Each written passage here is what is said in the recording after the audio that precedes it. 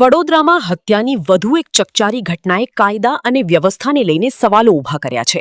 કલાલી વિસ્તારમાં સામાજિક પ્રસંગ દરમિયાન પત્નીની નજર સામે જ 30 વર્ષીય ગિરીશ ભાલિયાની ચપ્પુના ઘા મારી હત્યા કરવામાં આવી હતી. ઘટનાના 3 દિવસ બાદ પણ મુખ્ય આરોપીઓ પોલીસ પકડથી દૂર છે, જેને લઈને પરિવારજનોમાં ભારે રોષ જોવા મળી રહ્યો છે. વીઓ વડસર ગામના ભાલિયાવાસમાં રહેતા ગિરીશ ભાલિયા પરિવાર સાથે કલાલીમાં યોજાયેલા માતાજીના માંડવામાં હાજર રહ્યા હતા. કાર્યક્રમ પૂર્ણ થયા બાદ જૂની અદાવત રાખીને દર્શન મારવાડી અને કરણ મારવાડી સહિતના શખ્સોએ ગિરીશ પર જીવલેણ હુમલો કર્યો હતો.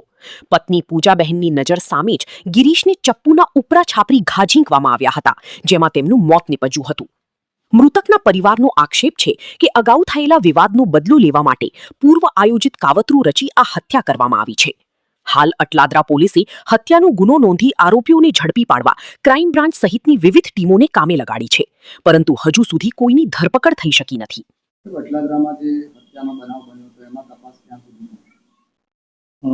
અટલાદરા પોલીસ સ્ટેશનમાં 3/6/2024 સવારે 7 વાગે જે ફરિયાદ નોંધવામાં આવી હતી અને તેમાં બીએનએસ સેક્શન 103(1), 115(2) અને 54 મુજબની ફરિયાદ લેવામાં આવેલી છે. તેમાં પૂજાબેન છે એ ફરિયાદી છે. આજે ફરિયાદી બેન કે જે આશરે મંથ અગાઉ 1 મહિના પહેલા દહેગામમાં કોઈક લગ્ન પ્રસંગમાં ગયા હતા. એ અને એના હસબન્ડ બંને ગયા હતા.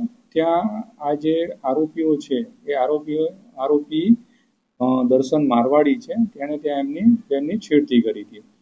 એ પછી આ લોકો વડોદરામાં આવી અને એમનો સમાજ ભેગો થયો હતો અને સમાજમાં આ જે આરોપી છે એની પાસે માફી મંગાવડાવે છે. એટલે એનું મનદુખ રાખીને આજે 3/6/2024 જે લેટ નાઇટ છે, ત્યાં ગોકુળનગર અટલાદરા પાસે એક માતાજીનો માંડવો હતો.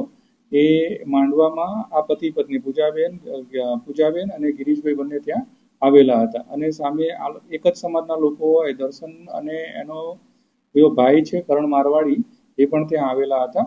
અને આ જે અગાઉ જે માફી મંગાવી હતી એ માફી મંગાવીનું આને દુઃખ થયું હતું કે એને મનમાં લાગી આવેલ હતું અને એનો બદલો લેવાના હિસાબથી એમણે ગિરીશભાઈ જયસિંહભાઈનો તે વખતે જ ત્યાં ચપ્પુ મારીને ખૂન નિજવાવેલ હતું.